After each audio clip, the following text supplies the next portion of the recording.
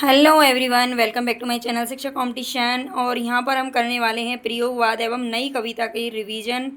फटाफट से रिवीजन करेंगे, वो भी वन लाइनर में। ठीक है, इसकी एमसीक्यू क्लास अगर आपको देखनी है तो आप चैनल पर देख सकते हैं प्लेलिस्ट में, और उसकी लिंक भी मैं इसमें कमेंट बॉक्स में डाल दूँगी। एमसीक्यू क्लास हम कर चुके हैं, मैराथन क्लास ले चुके हैं, और अभी हम वन लाइनर यहाँ पर पढ़ रहे हैं ताकि आपको अच्छे से एक टॉपिक क्लियर हो जाए।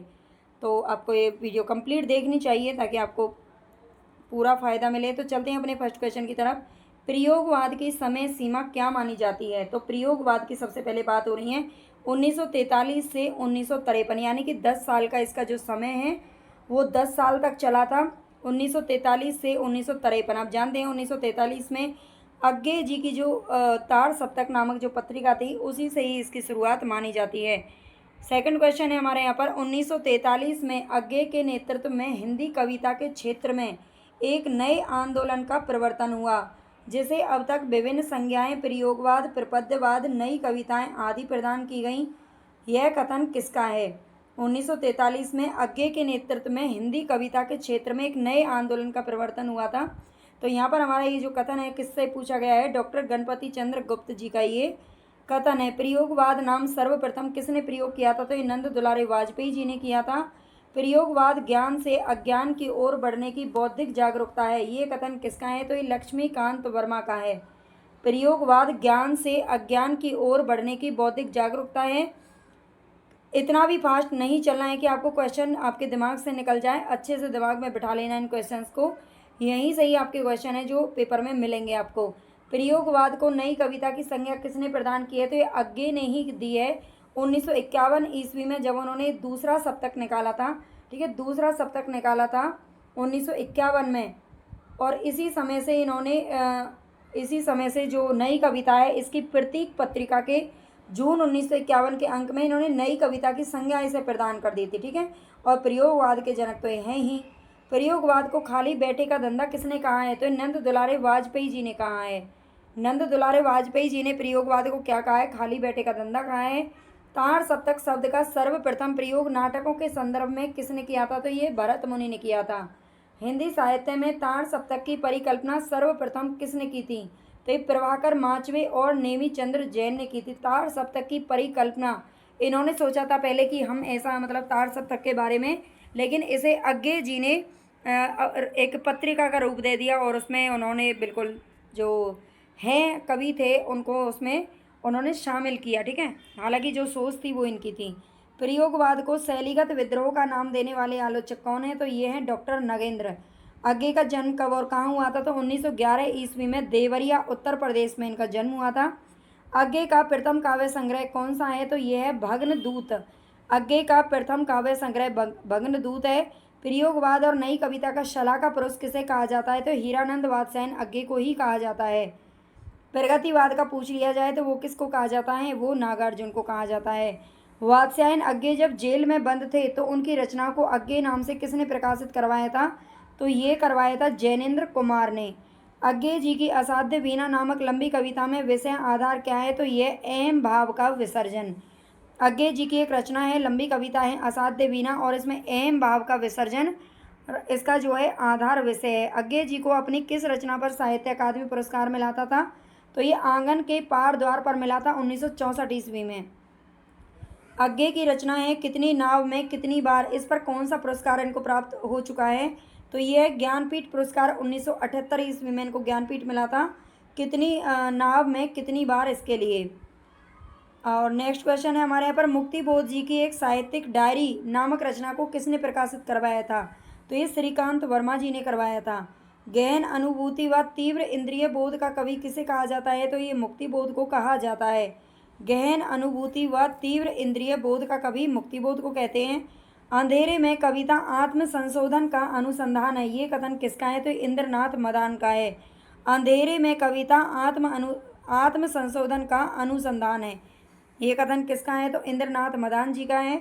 मुक्तिबोध के काव्य संकलन चांद का मुंह टेढ़ा है, इसमें कितनी कविताएं संकलित हैं?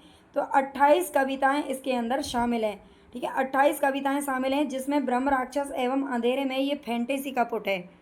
आप जानते हैं जो मुक्तिबोध है उनको फैंटेसी का कवि कहा जाता है। मुक्ति बोध के काव्य को निषेध का काव्य किसने कहा है? तो ये नामवर सिंह ने कहा है। ठीक है, मुक्ति बोध के काव्य को निषेध का काव्य कहने वाले कौन है? नामवर सिंह है। नाश और निर्माण, धूप के दान, शिला पंख चमकीले आदि रचनाओं को किसके द्वारा लिखा गया है? तो गिरजा कुमार माथुर जी के द्वारा लिखा गया है। गिरजा कुमार माथुर को अपनी किस रचना के लिए 1991 ईस्वी में साहित्य अकादमी मिला था? तो मैं वक्त के हूँ सामने। गिरजा कुमार माथुर की रचना है मैं वक्त के हूँ सामने, जिस पर इन्हें 1991 का साहित्य अकादमी मिला था। कविता में कहने की आदत नहीं है पर कह दूं, वर्तमान समाज में चल नहीं सकता, पूंजी से जुड़ा हुआ हृदय बदल नहीं सकता। ये मुक्ति बोध की पंक्तियां हैं। गिरजा कुमार माथुर की किस रचना में प्रणय, देह, आकांक्षा व निराशा का स्वर दिखाई पड़ता है? तो ये दिखाई पड़ता है मंजीर में, जो कि 1941 ईस्वी में प्रकाशित हुई थी। मौन भी अभिव्यंजना है, जितना तुम्हारा सच है उतना ही कहो। ये पंक्तियां किसकी हैं? तो ये अज्ञे जी की पंक्तियां हैं, इंपॉर्टेंट है, पूछी जाती हैं। प्रयोगवादी कविता में युग से उत्पन्न अनास्था, शंका, घुटन, कुष्ठ, भग्नाशा में से एक नए पथ के अन्वेषण की व्याकुल भावना दिखाई देती है। ये कवि एक नए मार्ग का अनुसंधान करने के लिए बैठे हैं। ये कथन किसका है? तो ये रामविलास शर्मा जी का है।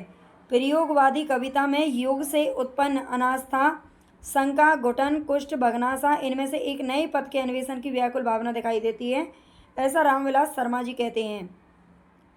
प्रपद्यवाद, जिसे मूल रूप से नकेनवाद कहा जाता है, इसमें कौन कौन कवि शामिल है? तो बिहार के इसमें 3 कवि शामिल हैं, नलिन विलोचन शर्मा, केसरी कुमार और नरेश। आपको जब ऑप्शन दिया जाता है तो वहाँ पर नरेश की जगह नरेश मेहता लिखा होता है ज़्यादातर, तो इसको थोड़ा ध्यान रखना, नरेश मेहता इसका सही आंसर नहीं है। ताड़ सप्तक में शामिल कवियों के नाम एक बार यहाँ पर थोड़ा सा देख लीजिए। ताड़ सप्तक यानी जो 1943 ईस्वी में प्रकाशित हुआ था, पहले की बात हो रही है। अज्ञे, रामविलास शर्मा, मुक्तिबोध, प्रभाकर माचवे, नेमीचंद्र जैन, गिरजा कुमार माथुर और भारत भूषण अग्रवाल। प्रयोग अपने आप में इष्ट नहीं है वरन साधन है, क्योंकि एक तो वह उस सत्य को जानने का साधन है जिसे कवि प्रेषित करता है, दूसरा वह उस प्रेषण ही क्रिया को, उन साधनों को जानने का कारण है। ये कथन किसका है? तो ये अज्ञे जी का कथन है। याद कर लेना, आप इनको 2-3 बार देख लेना। अगर इसकी PDF चाहिए, इसकी क्या बल्कि 1 लाइनर प्रश्न अगर आपको पढ़ने हैं तो 2000 प्रश्न मैंने डाल रखे हैं शिक्षा कंपटीशन ऐप पर। उसकी लिंक आपको इसके डिस्क्रिप्शन में भी है और कमेंट बॉक्स में मैं डाल दूंगी, वहाँ से आप ले सकते हैं। 41 रुपये में, केवल 41 रुपये में आपको इसकी पूरी PDF मिल जाएगी। 1 लाइनर की 2000 प्रश्न उसमें मैंने डाल रखे हैं अभी, और मैं जल्दी ही उनको 5000 तक पहुँचाने वाली हूँ। ठीक है, तो आप उसको चाहें तो ले सकते हो। अज्ञे जी का अंतिम काव्य संग्रह कौन सा है? अभी फिलहाल तो 41 रुपये में 2000 रुपये क्वेश्चन है ना, काफ़ी है, फिर उसका प्राइस है बाद में बढ़ेगा। अज्ञे जी का अंतिम काव्य संग्रह कौन सा है? तो ऐसा कोई घर आपने देखा, ऐसा कोई घर आपने देखा, ये इनका अंतिम काव्य संग्रह है। और पहला वाला जो पूछा था वो था भग्नदूत। भग्नदूत, चिंता, इत्यलम, हरी घास पर छनवर, बावरा अहेरी बावरा अहेरी नामक काव्य संग्रह किसके द्वारा लिखे गए हैं? तो अज्ञे जी के द्वारा लिखे गए हैं। ठीक है, अज्ञे जी के द्वारा लिखे गए हैं। अज्ञे जी की कविता है जो सांप, वो किस प्रकार की कविता है? तो ये व्यंग्य परक कविता है जो कि सभ्य समाज पर आधारित है। 1946 ईस्वी में सेना से लौटने के बाद अज्ञे ने इलाहाबाद फिर दिल्ली से कौन सी पत्रिका निकाली थी? तो प्रतीक पत्रिका निकाली थी। प्रतीक पत्रिका के ही जून 1951 के अंक में इन्होंने नई कविता का नाम दे दिया था। हालांकि नई कविता की जो शुरुआत है वो मानी जाती है। नई कविता जो पत्रिका निकाली थी यानी कि 1954 में जगदीश गुप्त के द्वारा निकाली गई थी। सीवे मित्रों की रचनाएं वे मुरावत लौटाते थे और नए नए लेखकों से लिखवाते थे। वे, इसमें सी नहीं है, वे मित्रों की रचनाएं वे मुरावत लौटाते थे और नए नए लेखकों से लिखवाते थे। ये कथन अज्ञे के बारे में किसका है? तो ये प्रभाकर माचवे जी का है। और ये अज्ञे के बारे में कहा है, ये भी ध्यान रखना। मुक्ति बोध की कविताएं अंधेरे में, इसका प्रथम प्रकाशन कब और किस नाम से हुआ था? तो एक कल्पना पत्रिका में हुआ था 1964 ईस्वी में। आशंका के दीप अंधेरे में, इस नाम से हुआ था। मुक्ति बोध हिंदी संसार की एक घटना बन गए। मुक्ति बोध हिंदी संसार की एक घटना बन गई जिनकी ओर से आंखें मूंद लेना असंभव था। यह कथन किसका है? तो ये शमशेर बहादुर सिंह का है। मुक्ति बोध लोक जीवन का जासूस है, ये किसने कहा था? तो रमेश कुंतल मेघ ने कहा है। मुक्ति बोध को लोक जीवन का जासूस बताया है रमेश कुंतल मेघ जी ने। रामविलास शर्मा ने आधुनिक कविता का सैलाबी कवि, ये भी मुक्ति बोध को कहा है। ठीक है, किस किस ने क्या कहा है तो इनको जरूर याद रखना है, बहुत क्वेश्चन है यहाँ से पूछे जाते हैं। कल्पांतर नामक एक प्रतीकात्मक काव्य रचना किसकी है? तो ये गिरजा कुमार माथुर जी की है। कल्पांतर नामक एक प्रतीकात्मक जो काव्य रचना है वो गिरजा कुमार माथुर की है। स्वप्नभंग, तेल की पकौड़ियाँ, खरगोश के सींग, विश्वकर्मा नामक काव्य रचनाएं किसकी हैं? तो तेल की पकौड़ियाँ कौन पका रहा है भाई? प्रभाकर माचवे। ठीक है, तेल की पकौड़ियाँ पका पका करके क्या कर रहे हैं? नाच रहे हैं माचवे नाचवे। तार सप्तक के किस कवि को 1960 में साहित्य अकादमी दिल्ली में उप सचिव बनाया गया था? तो ये बनाया गया था भारत भूषण अग्रवाल को। भारत भूषण अग्रवाल को 1960 में बनाया गया था और ये तार सप्तक के कवि थे, यानी कि फर्स्ट वाले के कवि थे और साहित्य अकादमी दिल्ली में बनाए गए थे। इनको उप सचिव ध्यान रखना है। भारत भूषण अग्रवाल को किस रचना के लिए मृत्यु उपरांत साहित्य अकादमी मिला था? तो उतना वह सूरज है, इसके लिए मिला था 1978 ईस्वी में। भारत भूषण अग्रवाल की रचना अग्निलीक किस पर आधारित है? अग्निलीक का विषय क्या है? तो ये पौराणिक कथा पर आधारित है। इसमें रूढ़ियों व थोती नैतिकता पर कुठाराघात किया गया है। ठीक है, जो अग्निलीक है वो एक पौराणिक कथा पर आधारित है, ध्यान रखना। तार सप्तक के किस कवि को प्रेम और सौंदर्य का कवि कहा जाता है? तो ये शमशेर बहादुर सिंह को कहा जाता है। काल तुमसे होड़ है मेरी नामक काव्य रचना किसकी है? तो शमशेर बहादुर सिंह की है, जो कि 1987 में प्रकाशित हुई थी। शमशेर के गद्य को हिंदी का जातीय गद्य कहने वाले आलोचक कौन है? तो ये है रामचंद्र तिवारी। शमशेर सिंह के गद्य को हिंदी का जातीय गद्य कहा है इन्होंने। शमशेर की कविताओं में शमशेरियत दिखती है, ये किसने कहा है? तो विष्णु खरे ने कहा है। ये हिंदी और उर्दू का दोआब शमशेर बहादुर सिंह को किसने कहा था? तो स्वयं शमशेर जी ने खुद ने ही अपने आप को कहा था। किस कवि ने स्वयं को गांधी का बेटा कहा है? तो ये भवानी प्रसाद मिश्र ने स्वयं को गांधी का बेटा कहा है। भवानी प्रसाद मिश्र को उत्तर प्रदेश हिंदी संस्थान ने किस रचना के लिए पुरस्कृत किया था? तो ये परिवर्तन जिए के लिए किया था। सप्तपर्णा के जंगल नामक कविता किसने लिखी है? तो भवानी प्रसाद मिश्र जी ने लिखी है। रघुवीर सहाय किस सप्तक के कवि थे? दूसरे सप्तक के कवि थे, जिसका प्रकाशन वर्ष है 1951 ईस्वी। रघुवीर सहाय को 1984 में साहित्य अकादमी पुरस्कार किस रचना के लिए दिया गया था? लोग भूल गए हैं, इसके लिए दिया गया था। लोग भूल गए हैं रघुवीर सहाय की रचना है। रघुवीर सहाय ने आत्महत्या के विरुद्ध शीर्षक से लेख किस आधार पर लिखा है? देवराला सती कांड पर आधारित लिखा है। ठीक है, देवराला सती कांड पर आधारित इन्होंने लेख लिखा है। कैक्टसवाद के प्रोधा कवि किसको कहा जाता है? तो विजय देव नारायण शाही को कहा जाता है कैक्टसवाद के प्रोधा कवि। अगर आपको क्लास पसंद आ रही है तो प्लीज़ लाइक अभी कर देना, सब्सक्राइब कर लेना चैनल को जो भी बच्चे नहीं हैं, और प्लीज़ ज़्यादा से ज़्यादा शेयर करना। कमेंट करके ज़रूर बताना कि आपको किस तरह की क्लासेस चाहिए और ये आपको अच्छी लगी कि नहीं लगी है। टॉपिक अपना लिख देना। थोड़ा सा टाइम जरूर लग सकता है, लेकिन उस पर बेहतरीन वीडियो आपको मिल जाएगी। राष्ट्रीय गीत में भला कौन वे भारत भाग्य विधाता है? फटा सुतन्ना पहने जिसका गुनहर चरना गाता है। रघुवीर सहाय की पंक्तियां हैं ये। मछली घर, साखी, संवाद तुमसे, ये सभी रचनाएं किसकी हैं? तो विजय देव नारायण शाही जी की हैं। कुंवर नारायण की रचना आत्मजयी किस पौराणिक कथा पर आधारित है? नचिकेता के, और ये कठोपनिषद पर आधारित है, ये भी ध्यान रखना। कठोपनिषद, ये पूछा जाता है किस उपनिषद पर आधारित है? कठोपनिषद पर आधारित है। केदारनाथ सिंह तीसरे सप्तक के कवि माने जाते हैं, माने क्या जाते हैं, और 1959 ईस्वी में इसका प्रकाशन वर्ष है। ज्ञानपीठ पुरस्कार प्राप्त करने वाले हिंदी के 10वें लेखक कौन थे? 10वें लेखक की बात हो रही है तो ये थे केदारनाथ सिंह, जिनको 2013 में 49वां ज्ञानपीठ पुरस्कार मिला है। ठीक है, 2013 में मिला था इनको। 10वें लेखक हैं ये ज्ञानपीठ पुरस्कार पाने वाले।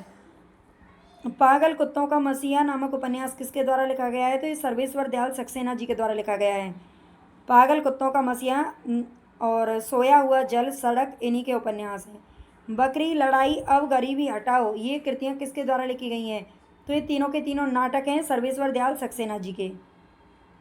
सर्वेश्वर दयाल सक्सेना को खूंटियों पर टंगे लोग के लिए कौन सा पुरस्कार मिला था? तो ये साहित्य अकादमी पुरस्कार मिला था 1983 ईस्वी में। बोलने दो चीड़ को, संशय की एक रात, महाप्रस्थान, प्रार्थना पुरुष आदि रचनाएं किसके द्वारा लिखी गई हैं? नरेश मेहता जी के द्वारा लिखी गई हैं। नरेश मेहता ने किस पत्र का संपादन कार्य किया था? तो चौथा संसार, इंदौर से ये पत्रिका निकलती थी। चौथा संसार इंदौर से। नेक्स्ट यहाँ पर भवानी प्रसाद मिश्र ने अपनी किस रचना में फिल्मी दुनिया में बीते समय को याद कर गीतों की विडंबना को मार्मिकता के साथ डाला है? तो गीत फरोश 1953 ईस्वी। भवानी प्रसाद मिश्र ने अपनी कौन सी रचना है? गीत फरोश में फिल्मी दुनिया में जो उन्होंने समय बिताया था उसको गीतों की विडंबना को मार्मिकता के साथ में डाला है। भवानी प्रसाद मिश्र को कविता का गांधी किसने कहा है? तो उदय प्रकाश सिंह ने कहा है। ठीक है, उदय प्रकाश ने कहा है भवानी प्रसाद मिश्र को कविता का गांधी।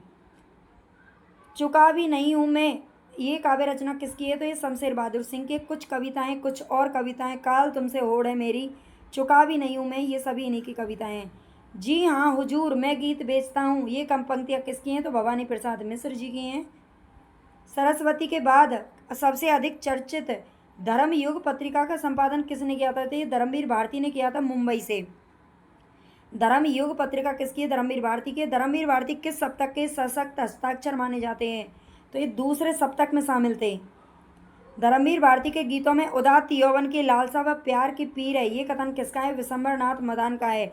हालांकि ये जो पीर है ना वो किस में दिखाई देती है?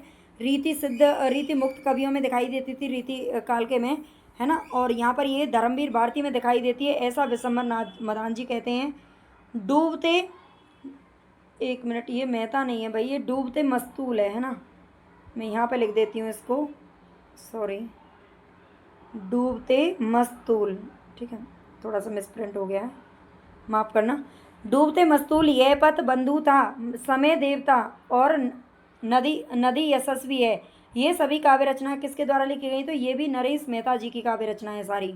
नरेश मेहता को अपनी किस रचना के लिए ज्ञानपीठ मिला था? संपूर्ण साहित्य पर मिला था 1952 ईस्वी, 92 ईस्वी में मिला था। ठीक है, 92 में संपूर्ण रचना क्रम के लिए, क्योंकि 1982-83 के बाद में ये संपूर्ण रचना क्रम के लिए दिया जाने लगा था, उससे पहले किसी स्पेशल रचना के लिए दिया जाता था।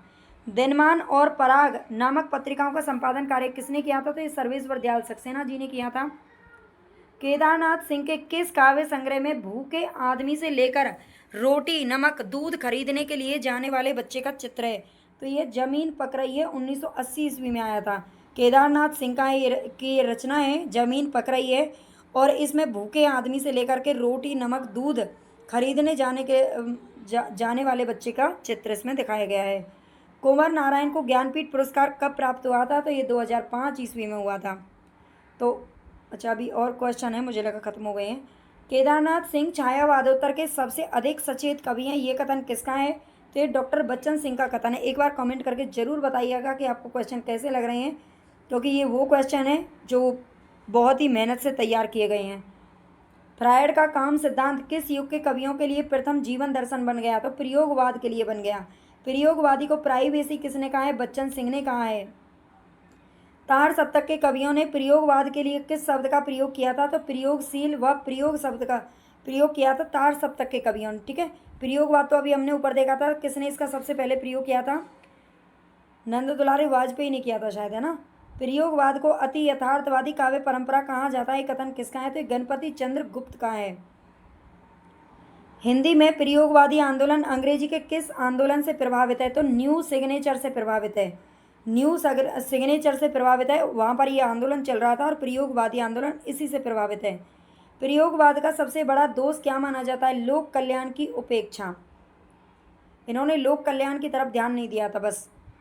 एक ही प्रकार की भाव चेतना के तार में पिरोई 7 कवियों की रचनाओं को सप्तक किसने कहा है? तो अज्ञे जी ने कहा है।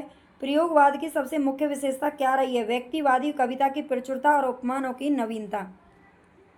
व्यक्तिवादी कविताएं इसमें लिखी गई थी, ध्यान रखना, व्यक्तिवादी कविताएं, यानी कि किसी एक व्यक्ति को ध्यान में रख करके रचनाएं की जा रही थी। प्रयोग का कोई वाद नहीं है, हम वादी नहीं रहे हैं, ना प्रयोग इष्ट का साध्य है। ठीक इसी तरह कविता का भी कोई वाद नहीं है। ये कथन अज्ञे जी ने किस सप्तक की भूमिका में कहा है? तो दूसरा सप्तक की भूमिका में कहा है। नई कविता के इन श्रेष्ठ प्रोधाओं को प्रस्तुत करते हुए हर्ष हो रहा है किंतु ये हिंदी के शीर्ष पुरुष नहीं है। ठीक है, नई कविता के इन श्रेष्ठ पुरोधाओं को प्रस्तुत करते हुए हर्ष हो रहा है, किंतु ये हिंदी के शीर्ष पुरुष नहीं है। आप जानते हैं जो तार सप्तक, यानी कि जो 4 सप्तक निकाले गए थे, उनका संपादन करने वाले अज्ञे जी थे, है ना। और तीसरे सप्तक में ये इन्होंने बोला था, तीसरे सप्तक की भूमिका में कहा था अज्ञे जी ने। सुमन राजे किस सप्तक की कवियत्री हैं? तो ये चौथे सप्तक में आती हैं सुमन राजे। पहला सप्तक ऐसा है जो तार सप्तक है, उसमें कोई कवियत्री शामिल नहीं है। दूसरे में शकुंत माथुर का नाम आता है, तीसरे में कीर्ति चौधरी, और चौथे में सुमन राजे। दूसरे सप्तक में ये 7 कवियों के नाम आप देख लीजिए: शमशेर बहादुर सिंह, भवानी प्रसाद मिश्र, शकुंत माथुर, हरि नारायण व्यास, नरेश मेहता, धर्मवीर भारती और रघुवीर साय। कुंवर नारायण और सर्वेश्वर दयाल सक्सेना किस सप्तक के कवि हैं? तो तीसरे सप्तक के कवि हैं। तीसरा सप्तक में सम्मिलित कवियत्री कौन है? तो कीर्ति चौधरी का नाम आता है। समाज के हित में जैसी क्रांति की सतत प्रक्रिया काव्य है, वैसे ही रचना के हित में प्रयोगवाद है। ये कथन किसने कहा है? तो रामस्वरूप चतुर्वेदी जी ने कहा है। समाज के हित में जैसी क्रांति की सतत प्रक्रिया काव्य है, वैसे ही रचना के हित में प्रयोगवाद है। नई कविता का नामकरण लिखित रूप में किसने किया है? तो अज्ञे जी ने किया है। नई कविता का नामकरण लिखित रूप की बात हो रही है। प्रयोगवादी कविता में भावना है, किंतु हर भावना के आगे प्रश्न चिन्ह लगा है। इसी प्रश्न चिन्ह को आप बौद्धिक कह सकते हैं और इसी प्रयोगवाद की अगली कड़ी को नई कविता कहते हैं। ये कथन किसका है? तो ये धर्मवीर भारती का कथन है। नई कविता प्रयोगवाद का परिष्कृत रूप है। ये कथन किसका है? तो डॉक्टर बच्चन सिंह का है। नई कविता को प्रयोगवाद का परिष्कृत रूप बताने वाले कौन है? डॉक्टर बच्चन सिंह है। नई कविता के प्रतिमान नामक पुस्तक किसके द्वारा लिखी गई? तो लक्ष्मीकांत वर्मा के द्वारा लिखी गई है। अगर मैं तुमको ललाती सांझ के नव की अकेली तारिका, ये पंक्ति किसने लिखी है? तो ये अज्ञे जी की पंक्ति है। मुक्ति बोध की अंधेरे में कविता अपराध भावना का अनुसंधान है। अपराध भावना का अनुसंधान कहा है इनकी लंबी कविता अंधेरे में, ये किसने कहा है? तो रामविलास शर्मा जी ने कहा है। मुक्ति बोध की कविता को लावा कौन बता रहा है? प्रभाकर माचवे जी कह रहे हैं। मुक्ति बोध की जो कविता है वो लावा बता रहे हैं, ठीक है। नई कविता में मुक्ति बोध की जगह वह है जो छायावाद में निराला की थी। ये कथन किसका है? तो ये नामवर सिंह का है। भयानक खबरों का कवि किसे कहा जाता है? तो ये मुक्ति बोध को कहा जाता है। तोड़ नहीं होंगे मठ और गढ़ सभी, ये पंक्तियां किसकी हैं? तो ये मुक्ति बोध की हैं, अंधेरे में कविता से ली गई हैं। गगनांचल पत्रिका का संपादन किसने किया था? तो गिरजा कुमार माथुर जी ने किया था। छाया मत छूना, ये काव्य रचना किसके द्वारा लिखी गई? गिरजा कुमार माथुर जी के द्वारा लिखी गई है। नवगीत परंपरा का आरंभ कब से माना जाता है? नवगीत परंपरा का आरंभ कब से माना जाता है? तो 1958 में संपादित राजेंद्र प्रसाद सिंह की गीतांगनी शीर्षक से माना जाता है। गीतांगनी शीर्षक से माना जाता है, ध्यान रखना। नवगीत परंपरा का आरंभ 1958 से माना जाता है, ध्यान रखना। डॉक्टर गणपति चंद्र गुप्त ने नवगीत का ये नवगीत की बात हो रही है, नवगीत का प्रवर्तक किसे माना है? तो राजेंद्र प्रसाद सिंह को माना है। रूप रश्मि, देवलोक, मनवंतर, प्रेम गीत, जहां दर्द नीला हो, ये सभी रचनाएं किसके द्वारा लिखी गई हैं? शंभुनाथ सिंह के द्वारा लिखी गई हैं। झुलसा है, छायानट, धूप में, ये रचना किसकी है? वीरेंद्र जैन की रचना है। ये झुलसा है, छायानट, धूप में। पिन बहुतेरे और भीतर सांकल बाहर सांकल, पिन बहुतेरे एक ये अलग रचना है, भीतर सांकल बाहर रचना अलग रचना है। ये दोनों रचनाएं लिखी गई हैं कुमार बेचैन के द्वारा। हड्डियों में छिपा जहर किसकी रचना है? तो चंद्रकांत देवताले की रचना है।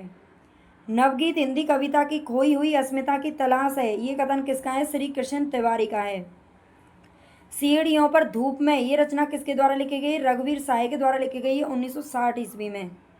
ना सीमाएं ना दूरियां, ये किसके द्वारा लिखी गई? अंतिम प्रकाशित पुस्तक है, तो कुंवर नारायण की पुस्तक है, 2018 में प्रकाशित हुई थी।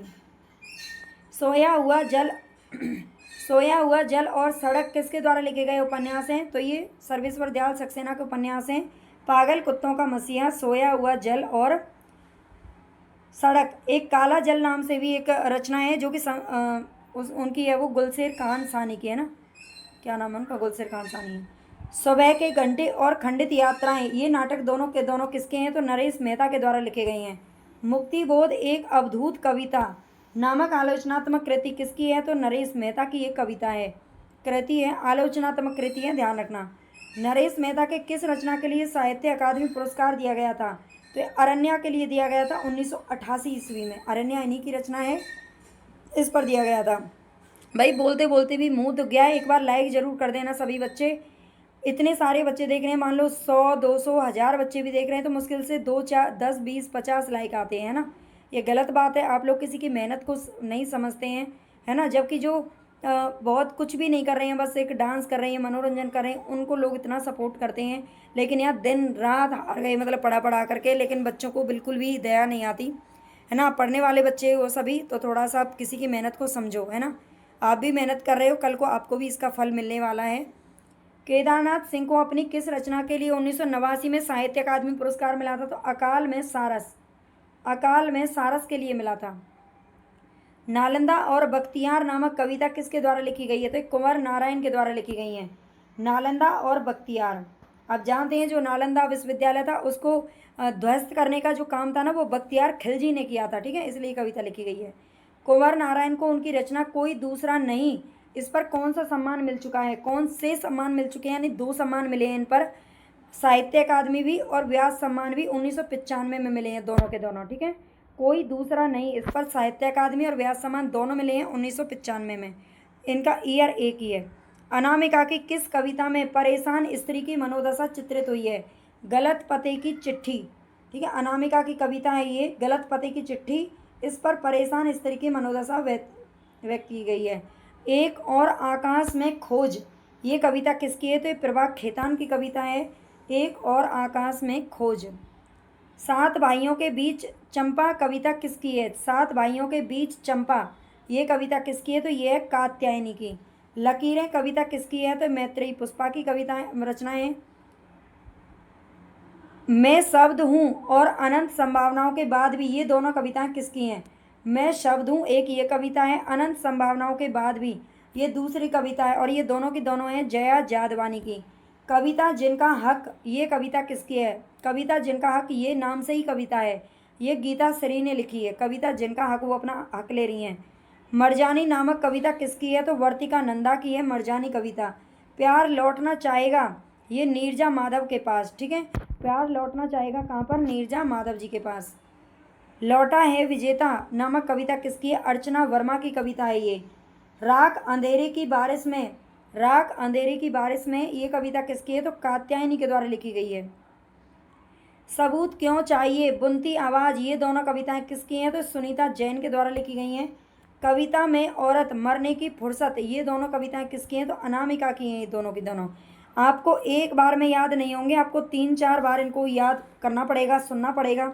आप बार बार वीडियो को सुन सकते हैं, PDF अगर आप चाहते हैं, है ना, इतने अच्छे अच्छे क्वेश्चन हैं, पूरे साहित्य के इसी तरह से क्वेश्चन लिए गए हैं, है ना, सभी टॉपिक से 2000% तैयार हैं अभी, और मैं जल्दी ही उसमें और ऐड कर दूँगी।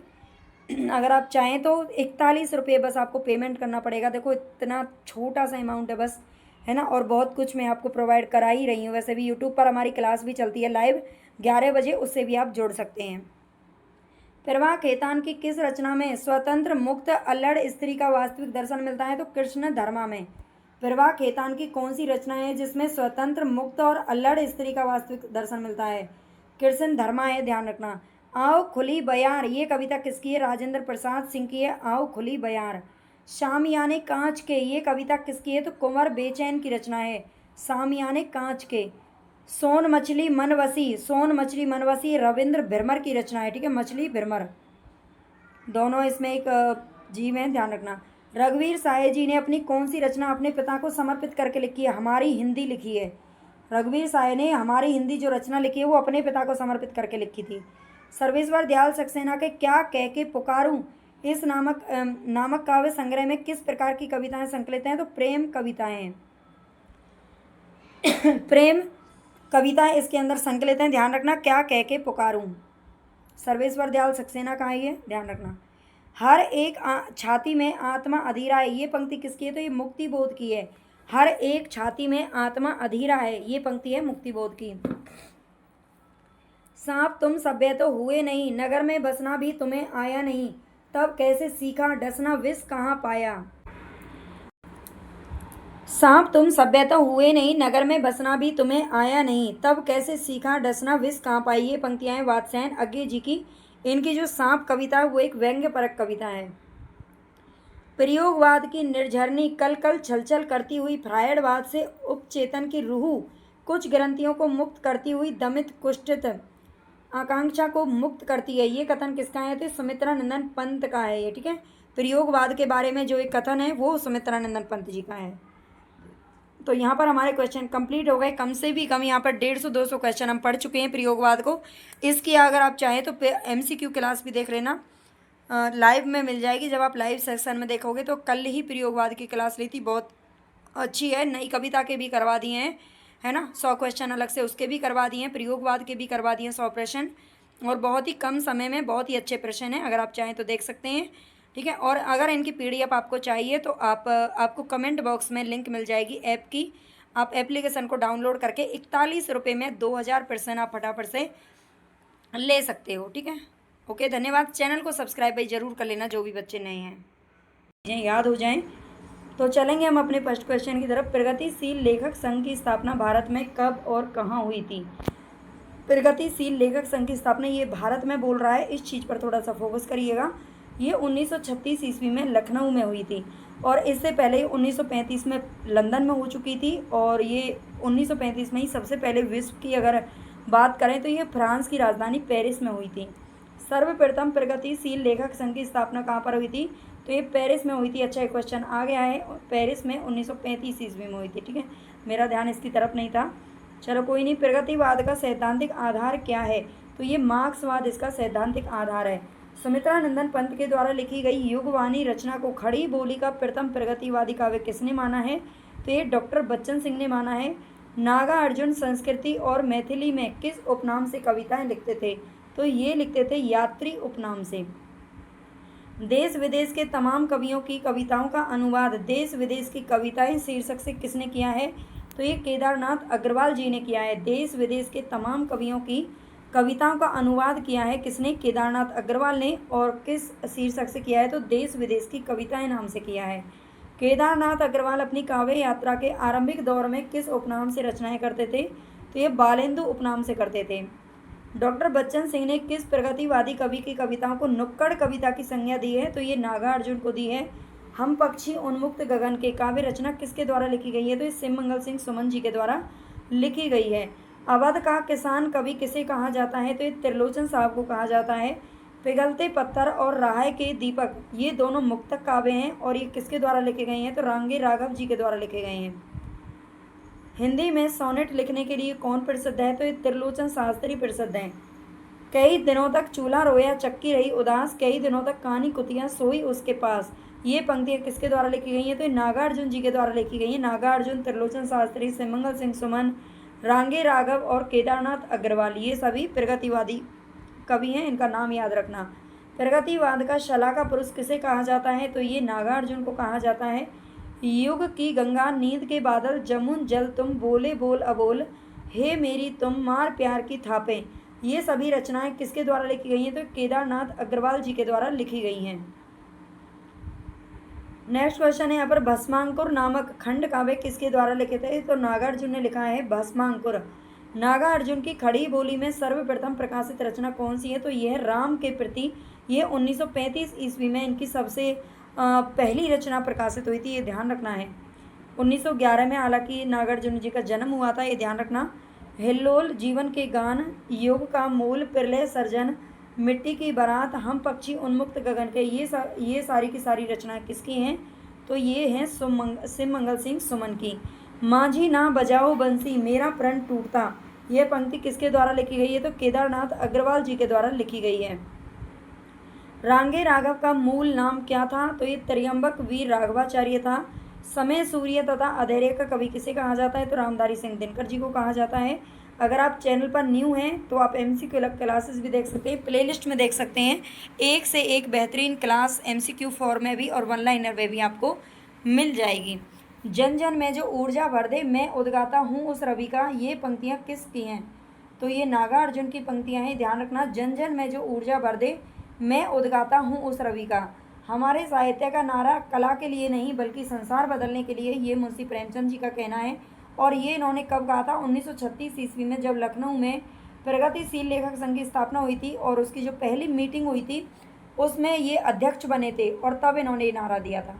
प्रगतिवाद शब्द का सर्वप्रथम प्रयोग किसने किया था? तो ये मुक्ति बोध जी ने किया था। नागा अर्जुन का जन्म कब और कहाँ हुआ था? तो ये 1911 ईस्वी में दरभंगा के तरौनी गाँव में हुआ था। नागा अर्जुन ने किस पत्रिका का संपादन कार्य भी किया था? तो ये दीपक पत्रिका का किया था। प्रगतिवाद के किस कवि को बाबा उपनाम से भी जाना जाता है? तो नागार्जुन को ही जाना जाता है। नागार्जुन का मूल नाम क्या था? तो ये वैद्यनाथ मिश्र था, इनका मूल नाम जरूर याद रखना, यहाँ से भी क्वेश्चन पूछा जाता है। त्रिलोचन का वासुदेव सिंह था और नागार्जुन का वैद्यनाथ मिश्र था। नागार्जुन ने ओ जनमन के सजग चितेरे किसे आधार बनाकर कविता लिखी थी? तो ये केदारनाथ अग्रवाल को इन्होंने आधार बना करके ये कविता लिखी थी। नागार्जुन अपनी किस कविता के कारण हिंदी के राजनीतिक कवि कहलाए? तो 5 पुत्र भारत माता के, ये कविता इन्होंने लिखी थी 5 पुत्र भारत माता के, और इसके कारण ही ये हिंदी के राजनीतिक कवि कहलाए थे। और नोट यहाँ पर ये जरूरी है कि 5 पुत्र, भारत माता के 5 पुत्र इन्होंने किसको बुलाया है? तो प्रथम पुत्र की संज्ञा इन्होंने महात्मा गांधी को दी है, दूसरा पुत्र नेहरू जी को, और तीसरा पुत्र माना है अली जिन्ना और बाल गंगाधर तिलक को, चौथा पुत्र माना है सुभाष चंद्र बोस जी को, और पांचवा पुत्र माना है चंद्रशेखर आज़ाद जी को। ठीक है, तो ये ध्यान रखना है, चौथा पांचवा, ये 5 पुत्र किस किस को मानते हैं। नागार्जुन को हिंदी सेवा के लिए भारत भारती सम्मान किसने प्रदान किया था? तो उत्तर प्रदेश सरकार ने किया था 1987 ईस्वी में। नागार्जुन को हिंदी सेवा के लिए भारत भारती सम्मान दिया था किसने? उत्तर प्रदेश सरकार ने। केदारनाथ अग्रवाल को अपनी किस रचना के लिए साहित्य अकादमी पुरस्कार मिला है? तो ये अपूर्वा के लिए मिला था 1986 ईस्वी में। केदारनाथ अग्रवाल को अपनी किस रचना के लिए सोवियत लैंड नेहरू पुरस्कार मिल चुका है? तो ये फूल नहीं रंग बोलते हैं, इसके लिए मिला है। बस्ती खिले गुलाबों की केदारनाथ अग्रवाल की रचना किस प्रकार की विधा है? तो ये यात्रा वृत्तांत है, ये ध्यान रखना है। बस्ती खिले गुलाबों की, ये केदारनाथ अग्रवाल की यात्रा वृत्तांत है। मित्र संवाद नामक पत्र का आदान प्रदान किसके बीच में होता था? तो केदारनाथ अग्रवाल और रामविलास शर्मा दोनों के बीच में होता था। विभ्रांत वासना का कवि किसे कहा जाता है? तो सिमंगल सिंह सुमन को कहा जाता है। ये भी इंपॉर्टेंट है, जरूर याद रखना। वैसे तो सारी क्वेश्चन ही इंपॉर्टेंट है। आपको क्वेश्चन कैसे लगे हैं एक बार कमेंट में ज़रूर बताना, और किस टॉपिक पर आप क्लास चाहिए वो भी बताइएगा। और इसके अलावा अगर आपको इनकी पीडीएफ चाहिए, इसकी ही पीडीएफ नहीं बल्कि हिंदी साहित्य के 2000 प्रश्न हैं, उसकी पीडीएफ मैं डाल चुकी हूँ एप्लीकेशन में, लेकिन आपको एक छोटा सा अमाउंट वहाँ पर पे करना पड़ेगा, केवल और केवल 41 रुपये। ठीक है, 41 रुपये में वैसे तो कुछ भी नहीं आता है ना, लेकिन फिर भी मेरे लिए काफ़ी है और थोड़ा सा ज़रूरत है होती है, इसलिए लेना पड़ता है। ठीक है, तो आप ये वहाँ से पीडीएफ लेना चाहें तो ले सकते हैं। 2000 प्रश्न उसमें मैंने करवा दिए और बहुत जल्दी मैं उसमें और भी प्रश्न हैं जो ऐड कर दूंगी बाद में। सिमंगल सिंह सुमन को अपने किस काव्य संग्रह के लिए साहित्य अकादमी पुरस्कार मिला था? तो मिट्टी की बारात के लिए मिला था 1974 ईस्वी में। महादेवी की काव्य साधना नामक समीक्षा ग्रंथ किसने लिखा है? तो सिमंगल सिंह सुमन ने लिखा है। त्रिलोचन शास्त्री का मूल नाम क्या था? तो ये वासुदेव सिंह इनका मूल नाम था। नागार्जुन का मूल नाम वैद्यनाथ मिश्र था और त्रिलोचन शास्त्री का मूल नाम वासुदेव सिंह था, दोनों का याद रखना। त्रिलोचन का प्रथम काव्य संग्रह कौन सा है? ये तो ये है धरती, 1945 ईस्वी में। त्रिलोचन को खड़ी बोली और अवधि का सेतु किस आलोचक ने कहा है? तो ये बच्चन सिंह ने कहा है। त्रिलोचन को खड़ी बोली और अवधि का सेतु कहा जाता है, बच्चन सिंह के द्वारा कहा गया है। बच्चन सिंह के वन लाइनर जो उनकी पूरी बुक है उसकी 2 क्लासेस में ले चुकी हूँ, उनके द्वारा जो भी कथन कहे गए हैं आप देख सकते हो प्लेलिस्ट में जाकर के। 5 पत्रिकाओं का संपादन किस प्रगतिवादी कवि के द्वारा किया गया? तो ये त्रिलोचन शास्त्री के द्वारा किया गया। और ये 5 पत्रिकाएं कौन सी हैं? समाज, प्रभाकर, वानर, हंस और आज। किस प्रगतिवादी कवि का निधन मुंबई में कैंसर के कारण हुआ था? तो रांगे राघव जी का निधन हो गया था कैंसर के कारण। रांगे राघव जी को वास्तविक ख्याति अपनी किस रचना से मिली है? तो घरौंदा उपन्यास से मिली है। नेक्स्ट क्वेश्चन यहाँ पर, राघव की किस रचना में प्रकृति की छवि का चित्रण मिलता है? तो राह के दीपक में मिलता है। और अभी हमने ऊपर देखा था जो राह के दीपक है ये एक मुक्तक काव्य है। किंवदंती पुरुष के नाम से किसे जाना जाता है? तो ये भी त्रिलोचन को जाना जाता है। अवध का किसान कवि, अवधि का सेतु, है ना, और किंवदंती पुरुष, ये सभी इन्हीं को कहते हैं। तूफानों की ओर घुमा दो नाविक निज पतवार, ये पंक्तियाँ किसकी हैं? तो ये सिमंगल सिंह सुमन की हैं। धूप चमकती है चांदी की साड़ी पहने, मायके में आई बेटी की तरह मगन है, ये पंक्तियाँ लिखी गई हैं केदारनाथ अग्रवाल जी के द्वारा। नागार्जुन का प्रथम मैथिली काव्य संग्रह कौन सा है? तो यह है चित्रा, 1949 ईस्वी में इन्होंने ये प्रकाशित हुआ था और इनका ये मैथिली में लिखा गया है। ठीक है, मैथिली भाषा में लिखा गया है, ध्यान रखना है। नागार्जुन की जीवनी तुम चिर सारथी, नागार्जुन जी की जीवनी है ये भी पूछा जा सकता है। और इस शीर्षक से किसने प्रकाशित करवाई थी? तो ये करवाई थी ताराचंद वियोगी ने। ठीक है, ताराचंद वियोगी जी ने करवाई थी, ध्यान रखना। नागार्जुन की जन्म शताब्दी पर जन कवि हूँ मैं, इस नाम से पुस्तक किसने तैयार की थी? तो ये की थी राम कुमार कृषक ने। नागार्जुन की जन्म शताब्दी पर यानी कि जो जन्मदिन पड़ता है उस पर जन कवि हूँ मैं, इस नाम से जो पुस्तक है वो तैयार करवाई गई थी। युगधारा, सतरंगे पंखों वाली, प्यासी पथराई आंखें, तालाब की मछलियाँ, तुमने कहा था, ये सभी रचनाएं किसके द्वारा लिखी गई हैं? तो ये नागार्जुन जी के द्वारा लिखी गई हैं। विद्यापति की संस्कृत की 13 कहानियों को 1964 ईस्वी में प्रकाशित किसने करवाया था? तो विद्यापति की संस्कृत में 13 कहानियाँ प्रकाशित हुई थी 1964 में, ये नागार्जुन जी ने करवाई थी। भारत की तरफ से इंग्लैंड में भारतीय प्रगतिशील लेखक संघ की स्थापना किसके सहयोग से हुई थी? भारत की तरफ से बोल रहा है ये, तो ये मुल्कराज आनंद और सज्जाद जहीर के सहयोग से हुई थी। प्रगतिवाद शब्द का प्रयोग करते हुए प्रगतिवादी एक दृष्टि आगामी कल नामक लेख किसने लिखा था? तो ये मुक्तिबोध जी ने लिखा था, प्रगतिवादी एक दृष्टि आगामी कल। जिस तरह कल्पना प्रणय अंतर्दृष्टि छायावाद की विशेषताएं और अंतर्मुखी बौद्धिक दृष्टि प्रयोगवाद की, इसी तरह सामाजिक यथार्थ दृष्टि प्रगतिवाद की विशेषताएं। ये कथन किसका है? तो ये नामवर सिंह का कथन है। गणपति चंद्रगुप्त ने प्रथम प्रगतिवादी काव्य किसे माना है? तो ये माना है भाई करुण सतसई को। ठीक है, गणपति चंद्रगुप्त के द्वारा प्रथम प्रगतिवादी काव्य किसे माना गया है? करुण सतसई को माना है। नागार्जुन की हिंदी की पहली रचना राम के प्रति किस पत्रिका में छपी थी? तो विश्व बंधु लाहौर में छपी थी। राम के प्रति जो इनकी रचना थी पहली वाली, वो विश्व बंधु लाहौर पत्रिका में छपी थी। नागार्जुन की भूमिजान नामक जो रचना है वो किस पर आधारित है? तो सीता माता पर आधारित है। नागार्जुन को साहित्य अकादमी पुरस्कार किस रचना के लिए मिला है? तो मैथिली काव्य संग्रह के लिए मिला है। ये पत्रहीन नग्न गाछ, ठीक है, पत्रहीन नग्न गाछ इनका मैथिली काव्य संग्रह इसके लिए मिला है। नागार्जुन ने चित्रा और पत्रहीन नग्न गाछ को किस संग्रह में संकलित किया है? तो ये किया है पका हुआ यह कटहल। पका हुआ यह कटहल। मैं मिलिट्री का बूढ़ा घोड़ा इस नाम से रचना का अनुवाद किस भाषा से किया गया है? मैं मिलिट्री का बूढ़ा घोड़ा नामक रचना का अनुवाद किस भाषा से किया गया है? तो बांग्ला से हिंदी में किया है, और ये किया है नागार्जुन ने। ठीक है, ये नागार्जुन की रचना है मैं मिलिट्री का बूढ़ा घोड़ा। आगे चलते हैं। पारव और नवतुरिया नामक जो मैथिली उपन्यास हैं किसके द्वारा लिखे गए हैं? तो नागार्जुन जी ने लिखे हैं। केदारनाथ अग्रवाल की काव्य रचना की शुरुआत किससे मानी जाती है? तो युग की गंगा से मानी जाती है, जो कि 1947 में आई थी। केदारनाथ अग्रवाल की रचना अपूर्वा की पृष्ठभूमि क्या है? अपूर्वा इनकी रचना है, ये ध्यान रखना है। एक पूर्वा नाम से रचना है जो कि अज्ञे जी की है। ठीक है, वो हम प्रयोगवाद में पढ़ते हैं। और अपूर्वा की जो पृष्ठभूमि है वो है कृष्ण काव्य पर आधारित है। केदारनाथ अग्रवाल का मेरे साक्षात्कार नामक इंटरव्यू किसने लिया था? तो ये लिया था भाई नरेंद्र पुंडरीक के द्वारा। शिव मंगल सिंह सुमन की हिल्लोल प्रथम काव्य संग्रह किस पर आधारित है? तो ये है प्रणय अनुभूति पर आधारित।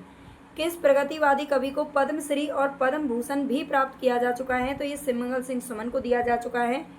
पद्मश्री, पद्म भूषण, व्यास सम्मान और साहित्य अकादमी सम्मान, सारे सम्मान इनको मिले हैं।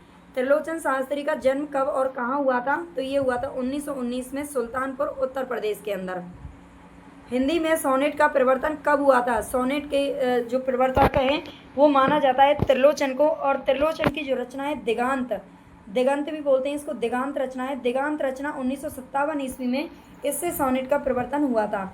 जड़ता है जीवन की पीड़ा, निस्तरंग पासानी क्रीड़ा, ये पंक्तियाँ किसके द्वारा लिखी गई हैं? तो त्रिलोचन शास्त्री जी के द्वारा लिखी गई हैं। त्रिलोचन शास्त्री की नेवला नामक रचना किस प्रकार की है? तो ये एक लंबी कविता है। रांगे राघव ने किसके उत्तर में सीधा साधा रास्ता लिखा था? रांगे राघव की रचना का नाम है सीधा साधा रास्ता।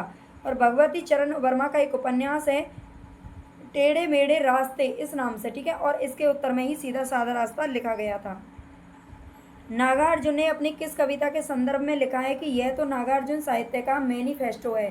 तो ये प्रतिहिंसा ही स्थायी भाव है, इसके बारे में लिखा है। मुगुनिया का यौवन, ये प्रसिद्ध कविता किसने लिखी है? तो शिव मंगल सिंह सुमन जी के द्वारा लिखी गई है, गुनिया का यौवन।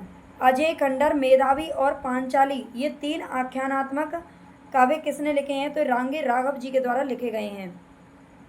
घुन खाए सैतीतों पर 12 खड़ी विधाता बाँचे, ये पंक्तियाँ किसकी हैं? तो ये नागार्जुन की पंक्तियाँ हैं। हटो व्योम के मेघ, पथ से स्वर्ग लूटने हम आते हैं, ये पंक्तियाँ किसकी हैं? तो ये रामधारी सिंह दिनकर की पंक्तियाँ हैं। राजनीति के क्षेत्र में जो समाजवाद या साम्यवाद है, साहित्य के क्षेत्र में वही स्थान कौन से युग को प्राप्त है? तो ये प्रगतिवाद को प्राप्त है। तो यहाँ पर हमारे क्वेश्चन कंप्लीट हुए, है ना। उम्मीद है कि आपको ये पसंद आएंगे और आपके लिए हेल्पफुल भी काफ़ी ये क्लासेस रहने वाली हैं। MCQ क्लासेस से आपको जुड़ना है तो वो क्लास हमारी होती है।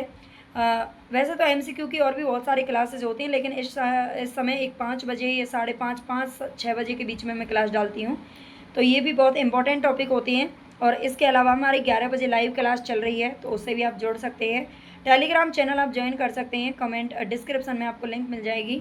और इसके अलावा अगर आपको इनकी PDF चाहिए तो प्लीज़ एक छोटा सा अमाउंट पे करके आप 2000 प्रश्नों की PDF ले सकते हैं। इससे थोड़ी सी मेरी भी हेल्प हो जाएगी और आपका भी काम चल जाएगा, ठीक है। बहुत ज़्यादा अमाउंट नहीं है, केवल 41 रुपये में आपको ये PDF मिल जाएगी। और यही नहीं बल्कि जितनी भी PDF ऑनलाइनर की होंगी वो सब आपको मिल जाएंगी। धन्यवाद।